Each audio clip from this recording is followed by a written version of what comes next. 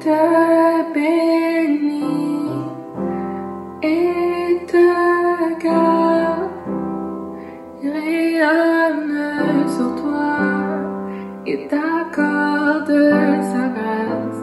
Ton Dieu se tourne vers toi, te donne paix.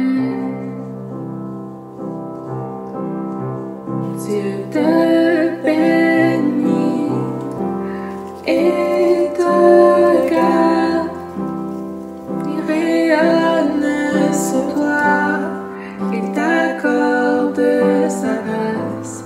Ton Dieu se tourne vers toi, te donne paix.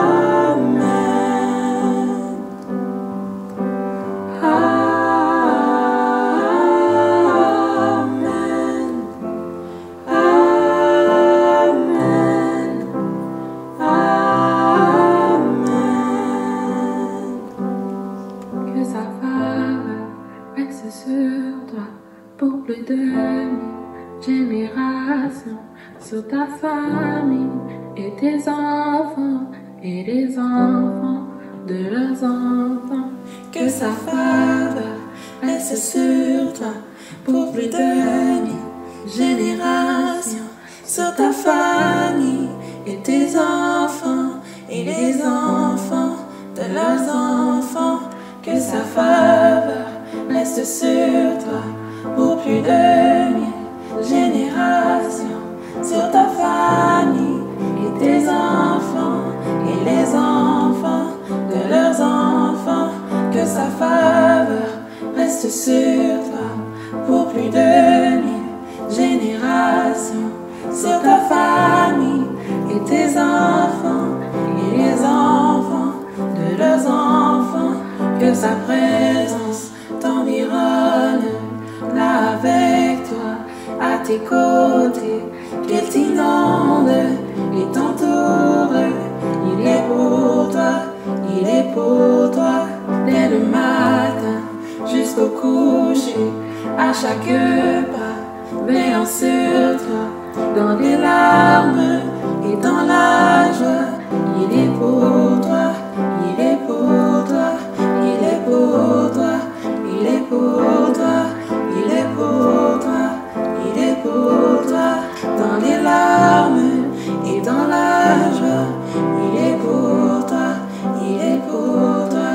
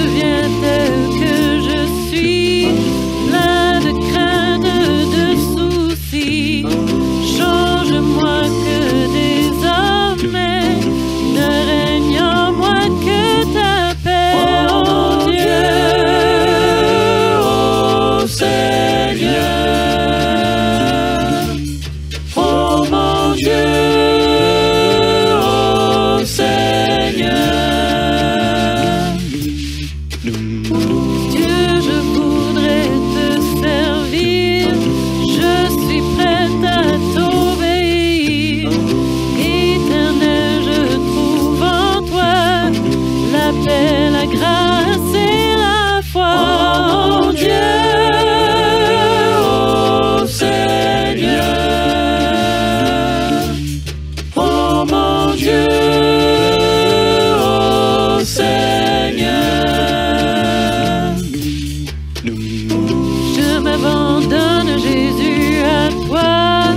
Détruis, pardonne tout mal en moi. Remplis mon âme de ton esprit et qui m'enflamme jour et nuit, oh Dieu, oh Seigneur. Oh mon Dieu, oh Seigneur.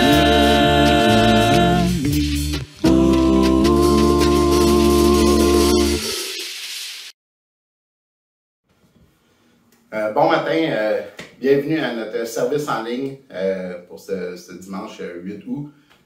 Pour ceux qui ne me connaissent pas, je suis Alexandre Masson.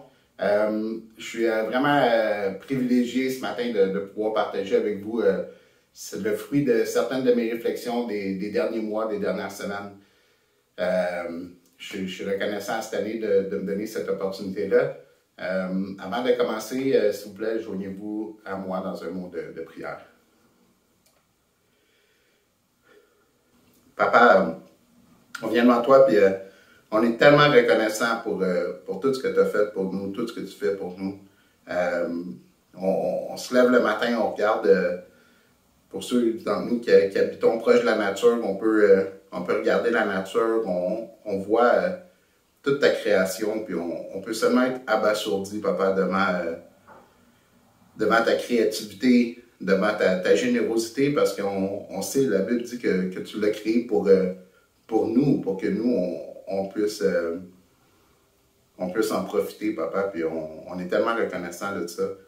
Ce matin, spécifiquement, ma prière, c'est que toi, tu parles à travers moi, Papa, que moi, je sois seulement un porte-voix, puis que tu nous aides à vraiment comprendre plus profondément qu'est-ce que ça veut dire être guidé par l'Esprit, pas seulement d'une manière intellectuelle, mais aussi voir quelle action, puis comment on peut laisser l'Esprit agir dans notre communauté, Papa. Puis je te prie pour son nom de ton Fils. Amen. J'ai une question pour vous. Est-ce que j'aimerais ça que vous preniez quelques instants pour réfléchir au meilleur repas que vous avez vu, que vous avez eu dans votre vie. Qu'est-ce que vous avez mangé, avec qui vous étiez, c'était quoi le contexte. Puis réfléchissez un petit peu, prenez quelques secondes à réfléchir à ça. Puis demandez-vous qu'est-ce qui a fait que ce repas-là était tellement spécial. Pour moi, je peux vous partager 2 repas. Le premier, c'est quand j'avais l'âge de 11 ou 12 ans. Depuis que j'étais tout petit, il y avait des annonces à la télé pour un restaurant qui s'appelle Kobe, qui est un restaurant japonais, comme on voit dans les films, comme on voit dans certaines annonces. Le feu devant nous, les chefs japonais avec les couteaux qui jonglent les couteaux pendant qu'ils font les crevettes, le steak, les choses sur le grill, les crevettes qui revolent, toutes ces choses-là. J'étais fasciné, je voulais vraiment y aller. J'ai harcelé ma mère, littéralement harcelé ma mère pendant plusieurs années pour pouvoir y aller. À chaque fois qu'il y avait l'annonce à la télé, qui était plusieurs fois par jour, je disais « je veux y aller, je veux y aller ». Puis finalement, pour ma fête, ma mère a organisé un souper au Kobe. Elle m'a dit « tu peux amener un ami ». J'ai amené mon meilleur ami du moment, puis on est allé. Honnêtement, malgré toute l'attente, j'ai été aucunement déçu. Aucunement déçu par le spectacle, aucunement déçu par le fait que ça a répondu à toutes mes attentes.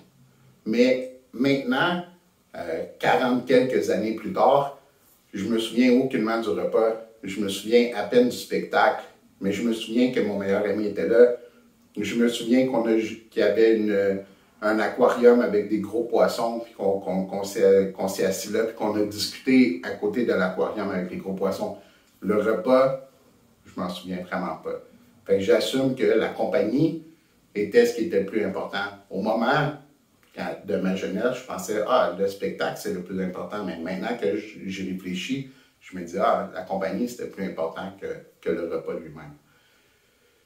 Ensuite, mon deuxième repas, en 2004, j'ai eu ma première date avec Tania, qui est devenue ma femme, ici à Montréal. Puis je lui ai fait un coq au vin farci au fromage bleu que j'ai préparé avec minutie. Puis elle a adoré ça. Puis comme on dit, le reste, c'est de l'histoire ancienne. Puis encore là, le repas, oui, c'était bon, si je peux le dire pour moi-même. Mais la raison pourquoi c'est mémorable, c'est le fait que Tania, des années plus tard, est devenue ma femme, puis qu'on est toujours mariés. Donc, pour vous, je ne sais pas qu'est-ce qui était le fait saillant de vos repas auxquels vous avez réfléchi, mais en général, la plupart des repas, ce qui fait qu'ils sont spéciaux, c'est la compagnie. Oui, le repas, la nourriture elle-même doit être excellente pour nous marquer, mais aussi la compagnie, le contexte. Il y a toujours un contexte qui fait que ce repas-là est plus spécial qu'un autre. Donc, ça, c'était une petite question pour vous. Gardez ça en tête. On va en reparler un peu plus tard. Ce matin, mon message s'intitule « Unis par l'Esprit ». Unis par l'Esprit, l'Église post-pandémie. Vous allez voir que je ne vais pas parler beaucoup de l'Esprit, mais vous allez comprendre pourquoi j'appelle ça « Unis par l'Esprit ».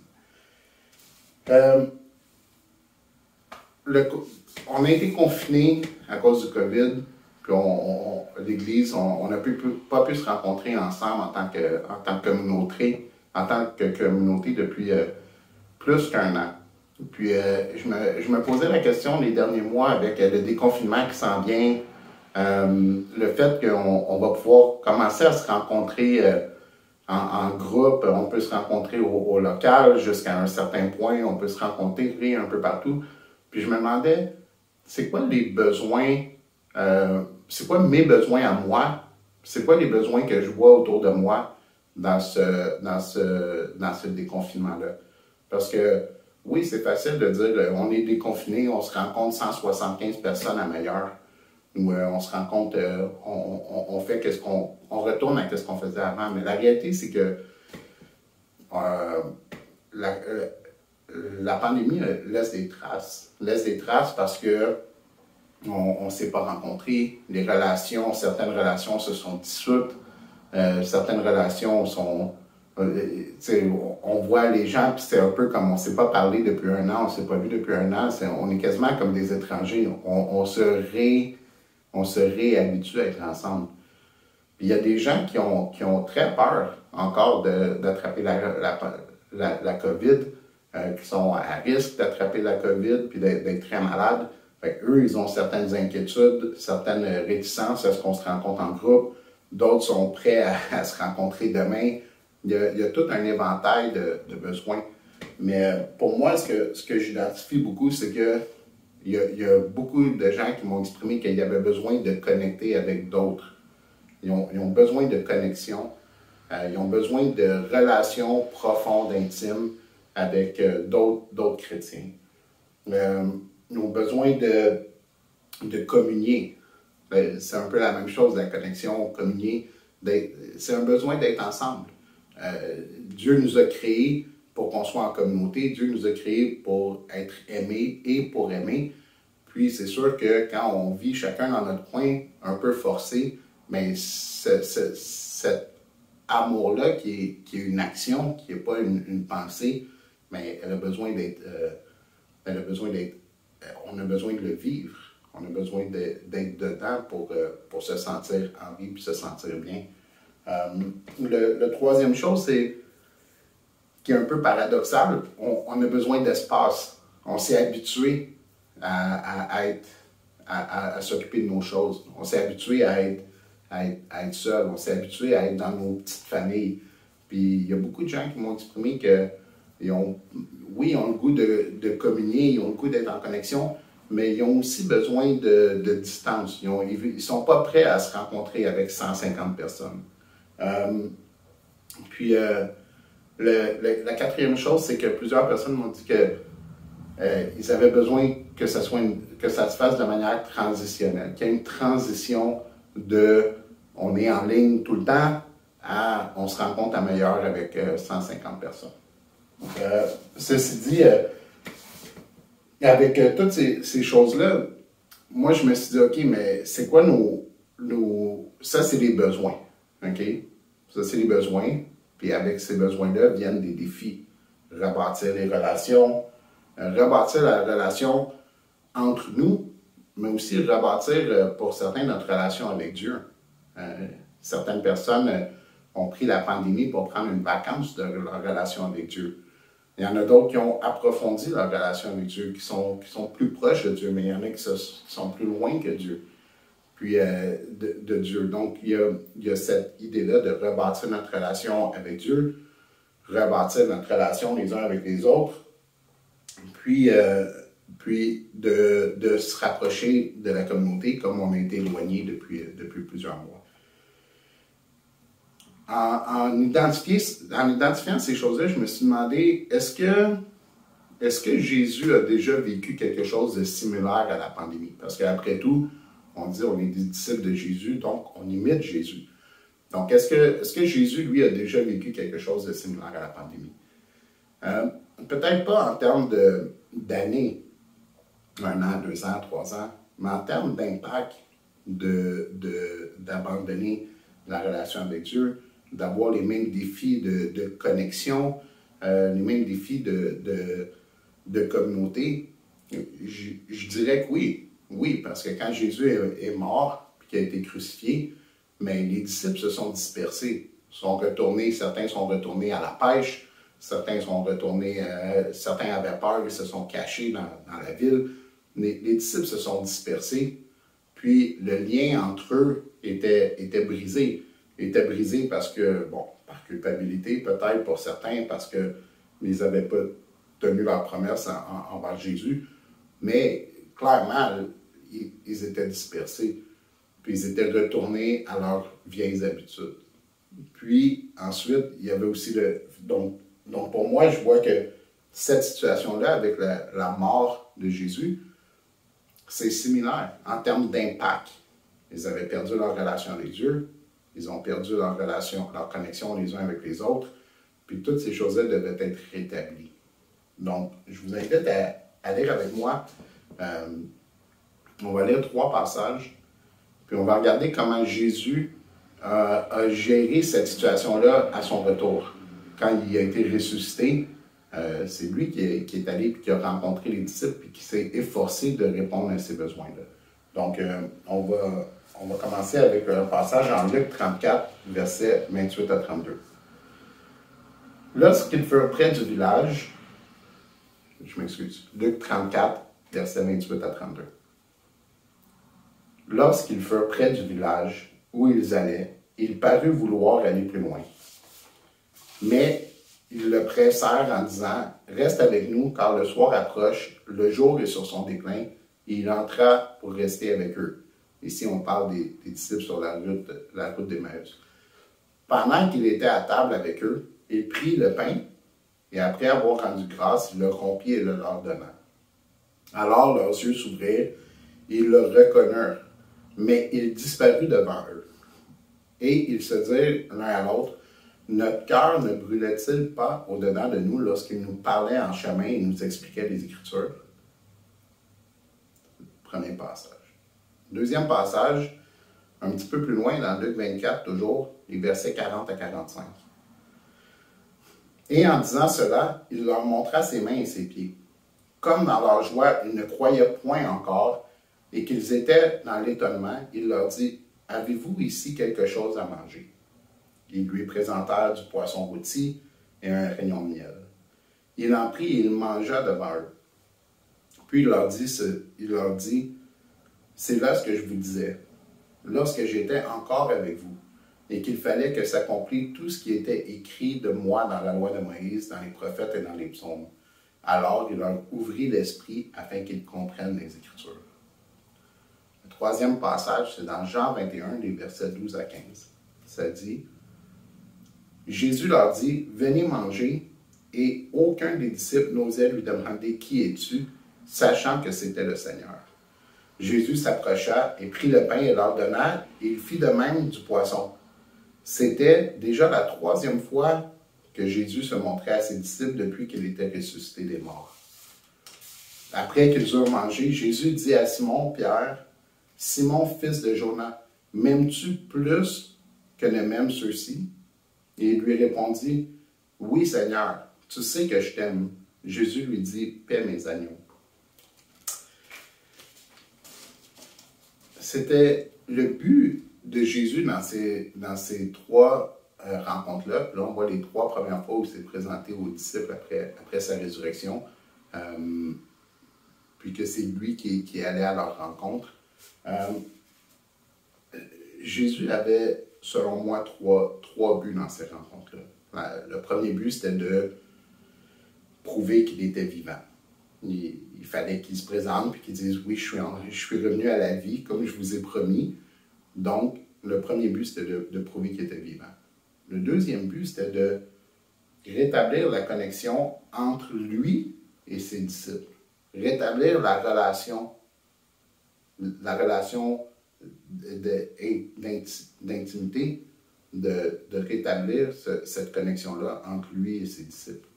Le troisième but, c'était de rétablir la connexion entre les disciples. Aucune de ces rencontres-là, Jésus rencontre les gens un à un. C'est toujours en groupe, en petit groupe, mais en groupe quand même. Parce que le but, c'est aussi de dire, comme le dernier passage avec Simon-Pierre, c'est de dire, oui, ok, tu m'as trahi, mais je te fais toujours confiance. Puis, si Jésus dit publiquement, tu m'as trahi, je te pardonne, je te fais toujours confiance, mais ça dit aux autres autour de lui que, oui, Jésus lui fait toujours confiance, donc nous aussi, on peut toujours lui faire confiance. Donc ça rétablit la connexion puis les relations les uns avec les autres.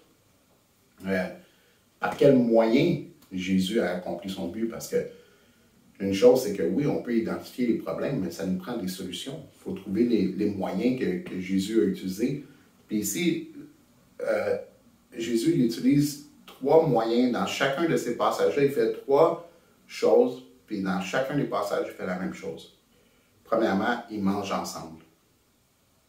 Il mange avec eux, il prend un repas avec eux, puis pendant le repas, il fait quelque chose qui fait appel à leurs souvenirs.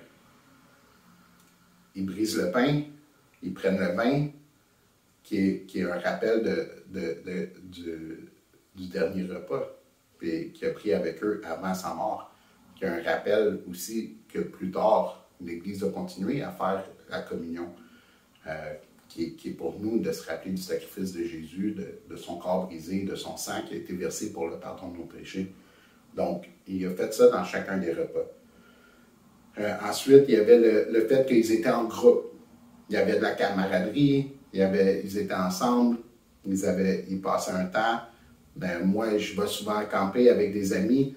Être autour d'un feu avec des amis, il y a quelque chose qui se passe autour du feu. Je ne peux pas vous dire qu'est-ce qui se passe exactement, mais c'est un moment spécial, c'est un moment privilégié quand on prend le temps de s'arrêter et d'être ensemble juste pour être en compagnie les uns des autres.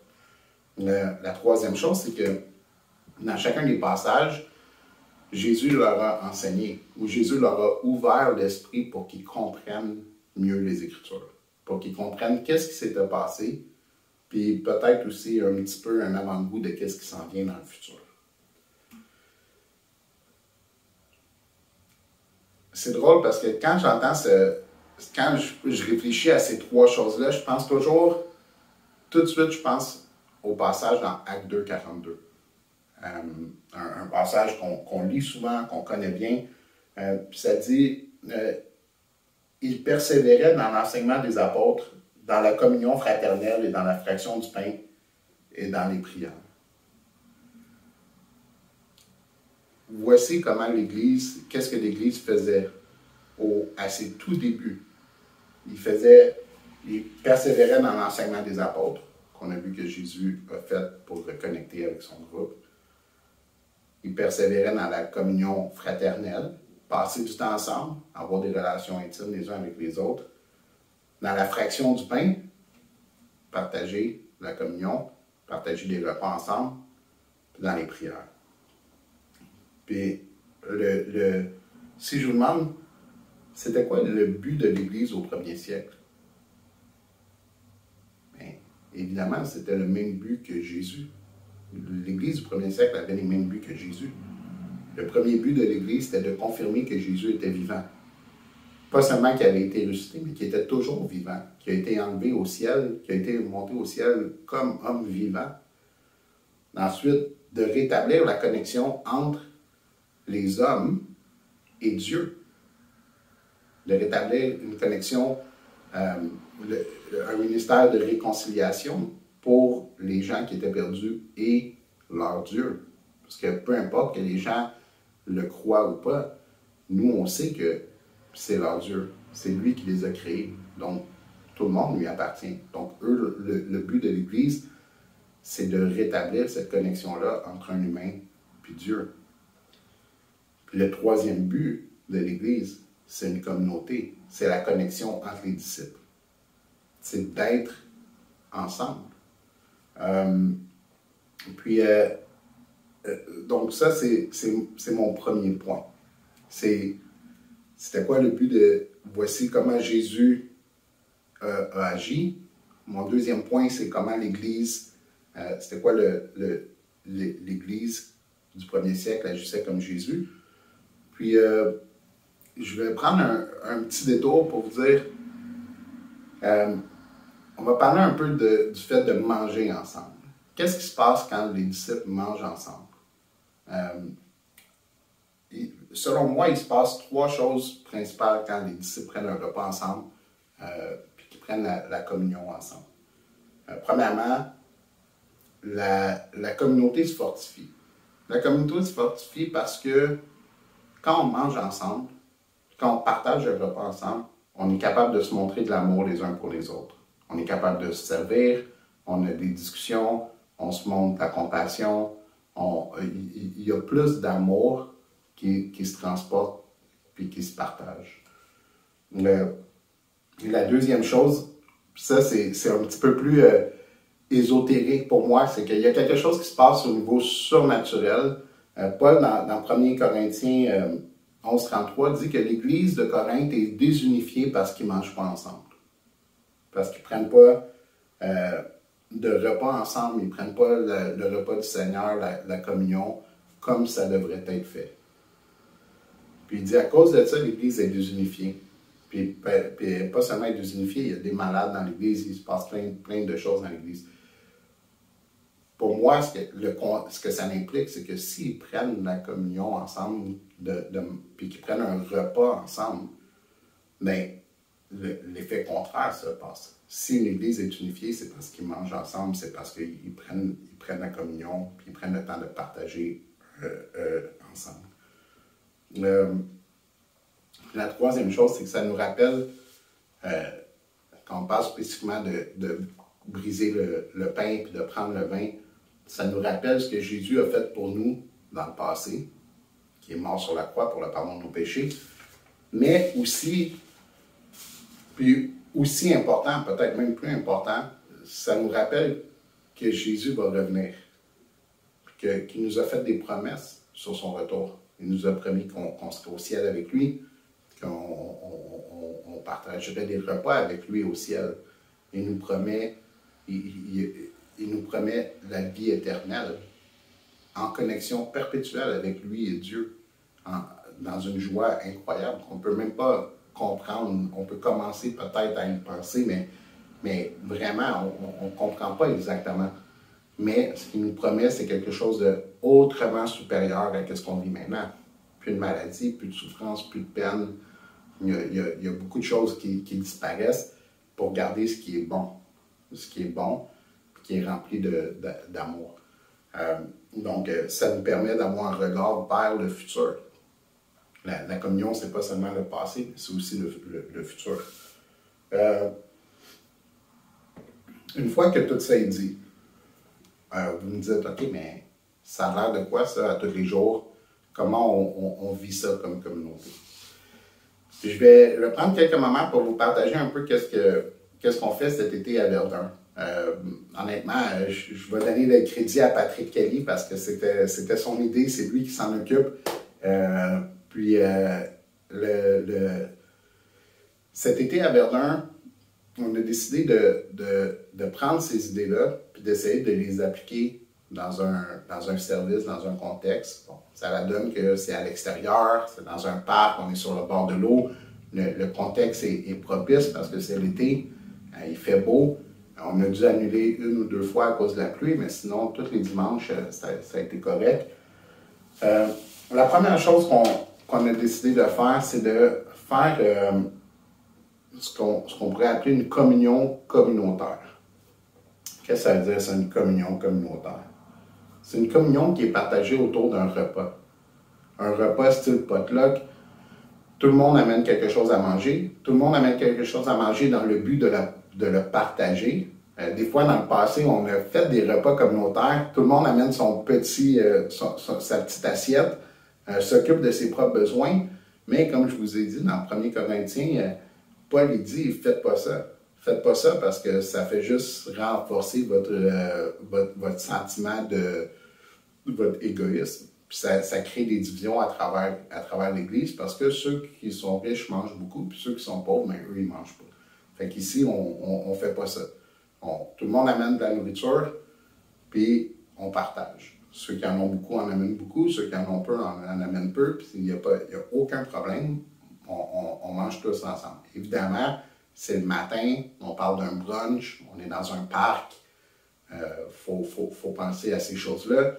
Donc, on amène des choses qui sont pour le brunch, puis si jamais on amène des choses qui ont besoin d'être coupées, mais il faut amener des couteaux, ça nous permet de aussi réfléchir à, OK, comment je peux servir les gens, qu'est-ce que je peux amener qui va être bon, que les gens vont manger. À chaque fois qu'on se présente, je peux parler pour moi et Tania, on se demande, OK, est-ce que ce qu'on va amener, les gens vont aimer ça? Est-ce qu'ils vont le manger ou on va le ramener à la maison? Si on le ramène à la maison, on ne va pas l'amener. On va le manger, nous, chez nous, parce qu'on aime ça. Mais si les autres n'aiment pas ça, on ne l'amènera pas. On va amener ce qu'on pense qui va être mangé par tout le monde, que les gens vont aimer. Si jamais vous voulez réfléchir un peu plus à qu'est-ce que ça veut dire, puis comment on devrait agir dans un contexte de prendre une communion, parce que le point culminant de notre repas, c'est évidemment de casser le pain, puis de prendre le fruit de la vigne.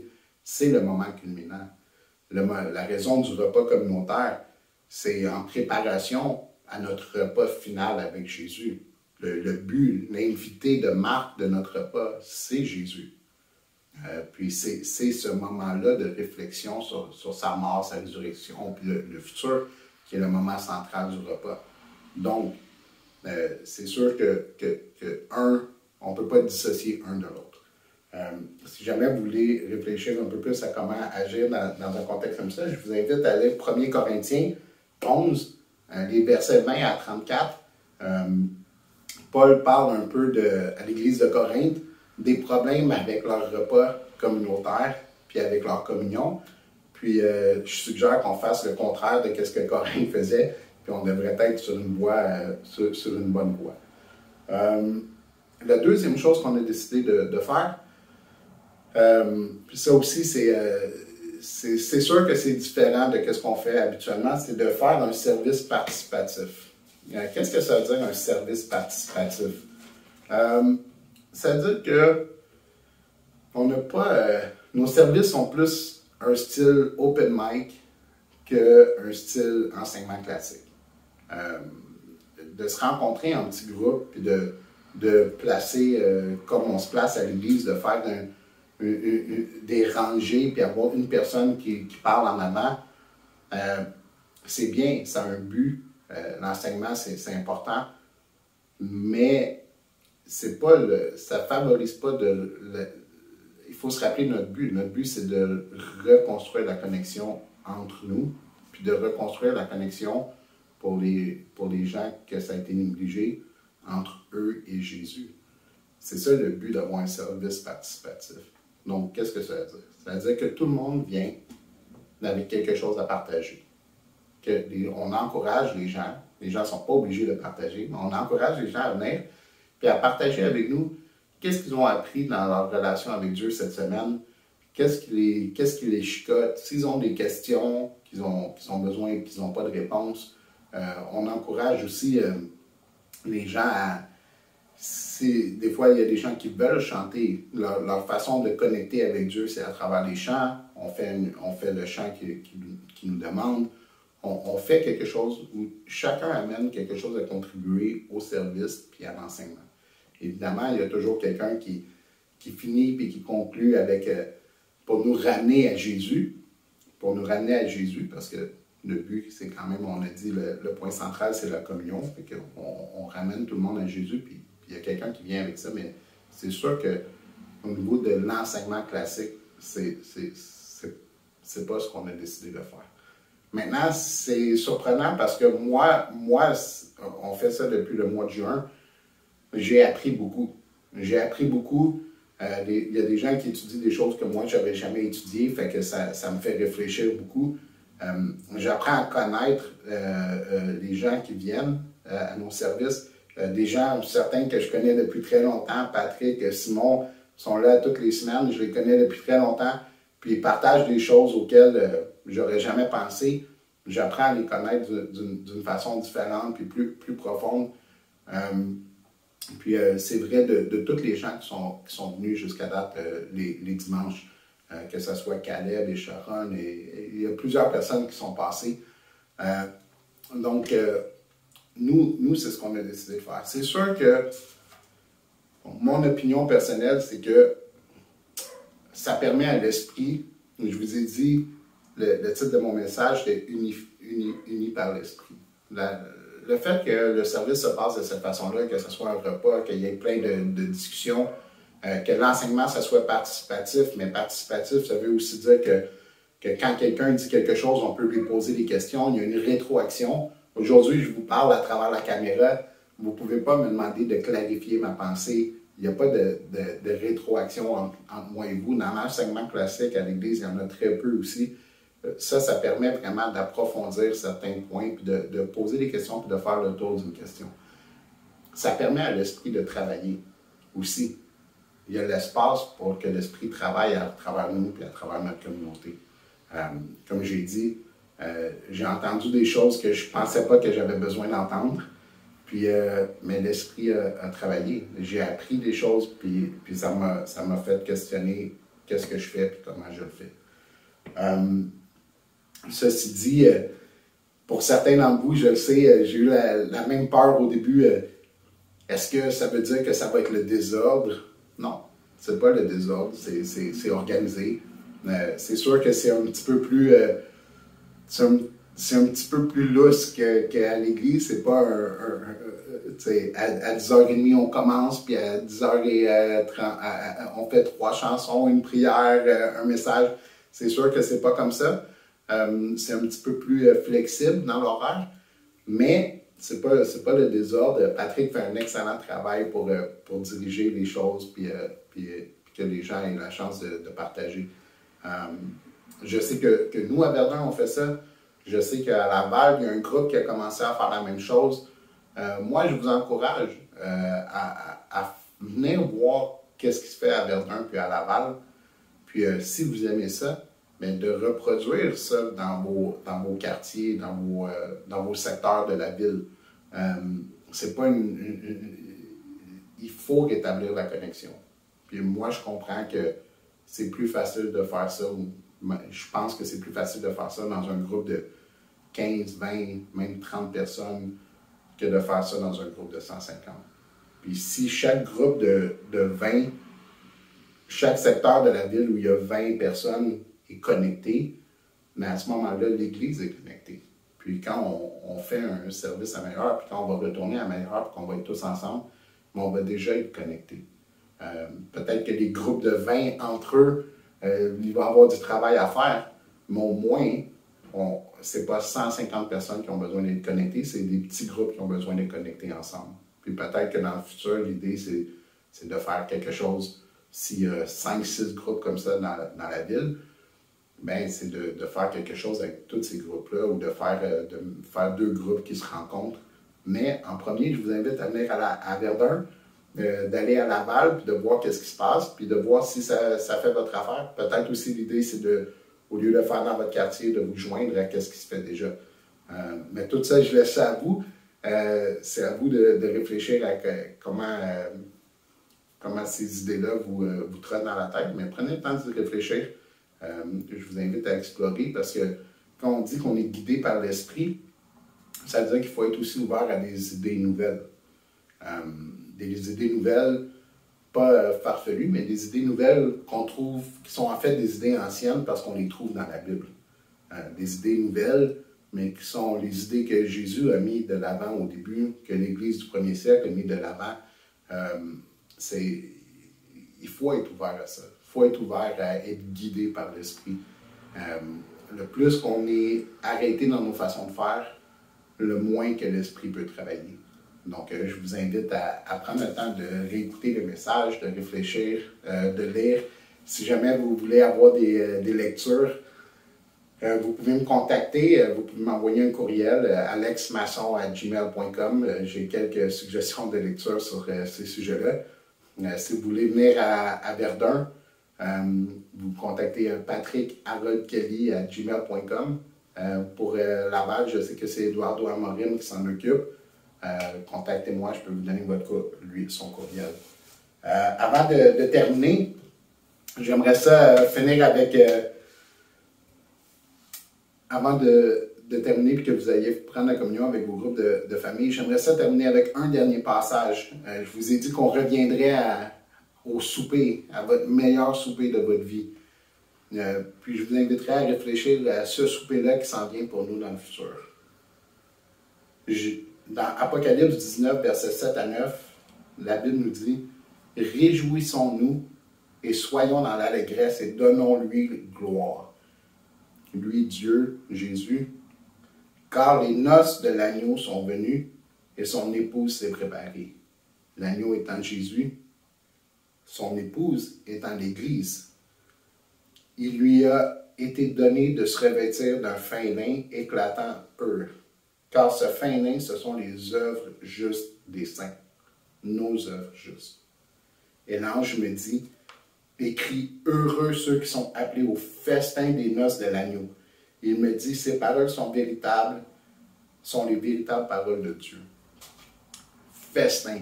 Quand j'entends festin, je pense à Astérix et Obélix avec les sangliers. J'aime le sanglier, c'est une bonne viande. Un festin de noces préparé par Dieu. Dieu qui connaît nos papilles gustatives, qui connaît nos goûts, qui a fait tout avec perfection. Et si vous aimez la lasagne, au festin, il va y avoir une lasagne faite avec perfection. Si vous aimez le sanglier, il va être cuit à la perfection. Tout va être parfait, tout va être incroyable, magnifique festin pour la noce de l'agneau avec son épouse qui est nue. Puis, quand je pense à ce repas-là, quand je pense à mon repas, mes repas favoris, pas d'insulte à personne, mais à ce repas-là, je vais être avec Jésus, Dieu, autour d'une table à manger un repas parfait. Pour moi, il n'y a pas de meilleur repas. Le meilleur repas de ma vie s'en vient dans mon futur. Puis je peux réfléchir à ça, puis je peux avoir une anticipation en sachant, puis en ayant la pleine confiance que je ne serai pas déçu. OK? Puis je vous invite à prendre un peu de temps pour réfléchir à ça. Comment ça va être une journée magnifique, le jour où on va s'asseoir à table avec Jésus, puis avec son Père, puis qu'on va pouvoir discuter avec eux, être dans leurs bras, dans leur amour, dans leur chaleur. Sur ce, je vous souhaite un bon dimanche. Profitez du reste de la journée. Mon âme exalte le Seigneur, mon esprit se réjouit en Dieu, mon Sauveur, mon âme exalte le Seigneur, mon esprit se réjouit en Dieu.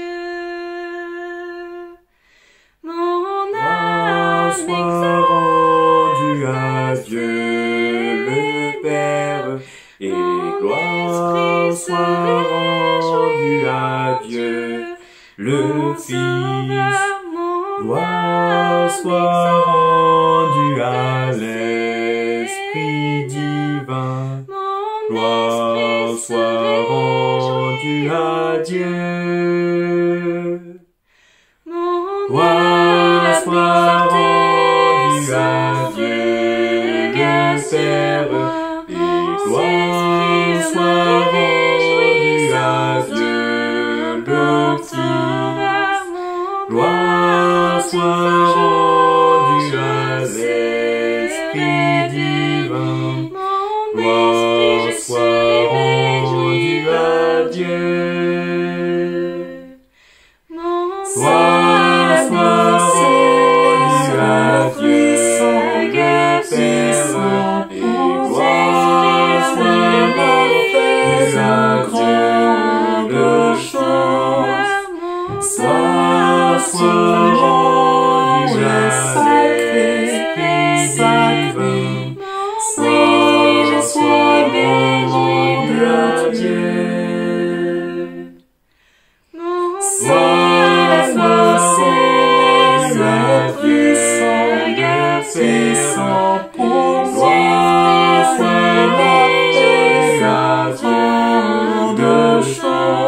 soit rendue à Dieu le Fils. Gloire soit rendue à l'Esprit divin. Gloire soit rendue à Dieu. Gloire soit rendue à puissant le Fils. Gloire soit rendue à Dieu le Fils. Gloire soit rendue à l'Esprit divin. Gloire soit rendue à Dieu. Donc voilà les amis, notre service achève, mais avant de vous laisser partir, Dominique et moi avons une très bonne nouvelle à vous annoncer. Good morning. We wanted to announce that we have a wonderful family, Chris and Lisa Stringer, with two of their children, will be in Montreal on August 22nd. So they'll be doing a family service for us during that time. Now, wanted to let you know they are completely bilingual. We will be following social distancing and masking during that time, and it will be a great opportunity. Lisa used to be in the Olympics. They have a great story. They've got a wonderful family. Their whole family are disciples, and we look forward to seeing you there. Voilà, donc Chris et Lisa Stringer, ils dirigent l'église à Edmonton. Ils ont passé beaucoup de temps à Lyon, en France. En fait, Lisa a participé aux Jeux Olympiques. C'est une famille incroyable. Ils ont 3 enfants adultes qui sont disciples et ils nous visitent le 22 août. Nous aurons un service à meilleur où ils vont parler de leur parcours et comment Dieu a travaillé dans leur famille. Donc, il y aura beaucoup à apprendre pour les ados, le campus, les pros, les mariés, les parents. On vous invite tous à venir à 10h30 à meilleur le dimanche 22 août. Comme Dominique l'a dit, nous allons prendre toutes les précautions nécessaires et nous allons passer un moment incroyable. Donc, voilà, réservez la date et nous vous attendons avec impatience. Donc, c'était tout vraiment. Les autres annonces, vous allez les retrouver dans le courriel de demain matin et vous pouvez aller également sur le forum de l'église pour avoir les annonces. Passez une bonne fin d'après-midi. Que Dieu vous bénisse, les amis. Amen.